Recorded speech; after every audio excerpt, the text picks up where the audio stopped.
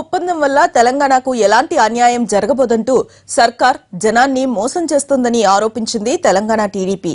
తన బంధువుల భూముల్ని ముంపు నుంచి తప్పించేందుకు పాలమూలపర్తి రిజర్వాయర్ సామర్థ్యాన్ని తగ్గించారని ఆరోపించింది. సర్కార్ తీరును నిరసిస్తూ ఇవాళ హైదరాబాద్ లో జలసౌదా ముట్టడికి పిలుపునిచ్చింది టీడీపీ.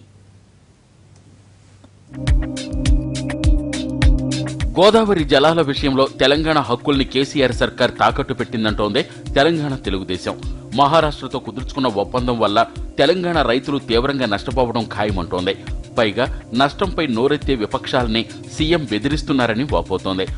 కేసీఆర్ చేసుకున్న ఒప్పందాల వల్ల తెలంగాణకు ఏమి నష్టం జరగలేదని ప్రజలు నమ్మించే ప్రయత్నం చేస్తున్నారు, నమ్మించి మోసం చేసే ప్రయత్నం చేస్తున్నారు. ఈ ఒప్పందాలను పునఃసమీక్షించుకోవడానికి ఉన్న అవకాశాలను పునఃసమీక్షించుకోవడానికి అవసరమయ్యే సహాయ సహకారాలను అందించడానికి తెలుగుదేశం పార్టీ ముందుండి ఈ ప్రభుత్వానికి ప్రజల తరఫున సహకరించడానికి ముందుకొచ్చిన ఈ ప్రభుత్వం తెలుగుదేశం పార్టీని, ప్రతిపక్ష పార్టీలను అక్రమ కేసులు పెట్టి జైళ్లలో వేస్తామని చెప్పి బెదిరించడం ముఖ్యమంత్రి గారి స్థాయిలో జరుగుతున్నది. తెలంగాణలో పలు ప్రాజెక్టులకు డీటెయిల్డ్ ప్రాజెక్టు రిపోర్ట్ లేకుండానే రైతుల నుంచి భూమి సేకరించి నష్టపరిహారం ఇస్తున్నారని విమర్శించింది తెలుగుదేశం.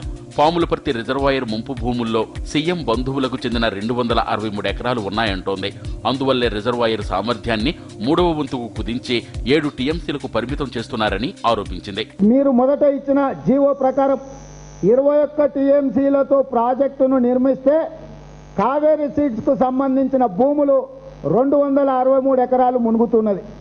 ఇవాళ మీరు 7 టీఎంసీలకు కుదించడం ద్వారా కావేరీ సీడ్స్ కు సంబంధించిన ఈ 263 ఎకరాలను ముంపుకు గురి కాకుండా ఈరోజు మీరు తగ్గించిన మాట వాస్తవం కాదా? నేను ఈ రాష్ట్ర ప్రభుత్వానికి, ముఖ్యమంత్రి గారిని సూటిగా సవాలు విసురుతున్నా, ఇది అవినీతి కాదా?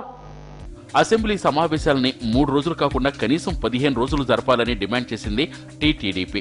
మహా ఒప్పందం, కరువు పరిస్థితులు, రైతు రుణమాఫీ అంశాలపై సభలో చర్చ జరగాల్సి ఉందంటోంది.